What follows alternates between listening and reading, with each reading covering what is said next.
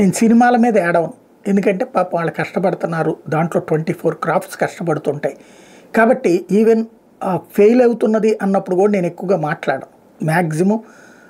కానీ దాంట్లో ఏదో ఒకటి ఒక సినిమా నాకు నచ్చుద్ది, ఇంకొకళ్ళ సినిమా ఇంకొకరికి నచ్చుతుంది. నచ్చినా నచ్చకపోయినా సరే సినిమాలు అనేటటువంటి దాన్ని ఆడనిద్దాం. అయిపోయిన తర్వాత దాంట్లో ఏ ధర్మానికి వ్యతిరేకంగాను లేదంటే కనుక ఒక తప్పుడు దాన్ని సమర్థించేటటువంటి చేస్తే దాని విషయంలో ప్రస్తావిస్తాం, కానీ ఎక్కువగా ప్రస్తావిస్తాం. అయితే టికెట్ ధరల విషయాన్ని నేను అనేకసార్లు ప్రస్తావిస్తాను. వాళ్ళ మీద కోపంతో కాదు, వాళ్ళు ఆలోచించాలన్నటువంటిది. ఎందుకు అంటే ఇప్పుడు ఫర్ ఎగ్జాంపుల్ 100 రూపాయల నుంచి 120 రూపాయలు టికెట్లు పెంచుకోమన్నారు. ఇవాళ దాని వలన ఏమవుతుంది, సినిమా చూసే యొక్క ప్రేక్షకుల సంఖ్యని తగ్గించుకుంటున్నారు, లేదా ప్రేక్షకుల యొక్క ఆలోచనని అర్థం చేసుకోవటం లేదు.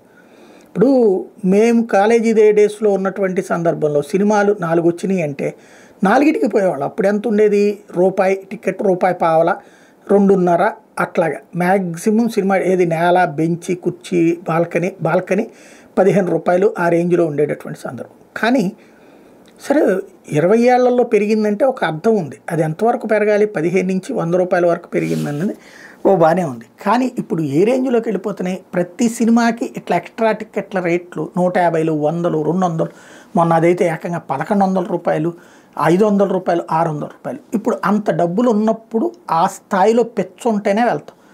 ఇప్పుడు ఒక నలుగురు కలిసి సినిమాకి వెళ్తే మామూలు టికెట్లో 1000 రూపాయలు అవుతుంది, ప్లస్ ట్రాన్స్పోర్టేషన్ ఒక 300-400 రూపాయలు, 500 రూపాయలు అవుతుంది.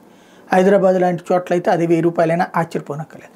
పైన ఏదైనా తిందామంటే ఇంకో 1000 రూపాయలు. అంటే ఒక సినిమాకి 2-3 వేల రూపాయలు ఖర్చు అయితే ఏది కొంచెం మధ్యతరగతి, ఎగువ మధ్యతరగతి వాళ్ళకి, ఒక మామూలు వాళ్ళకైనా సరే సినిమాకి ఇంత రేంజ్లో టికెట్ ఉంటే ఎన్ని సినిమాలు చూడగలుగుతారు?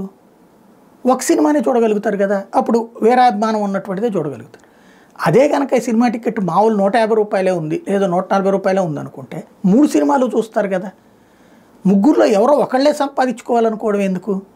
ఒకళ్ళ దాన్ని ఒకళ్ళ పొట్ట ఇంకొకళ్ళు కొట్టుకుంటున్నారు కదా. అది ఆలోచించుకుంటే పోతుంది కదా.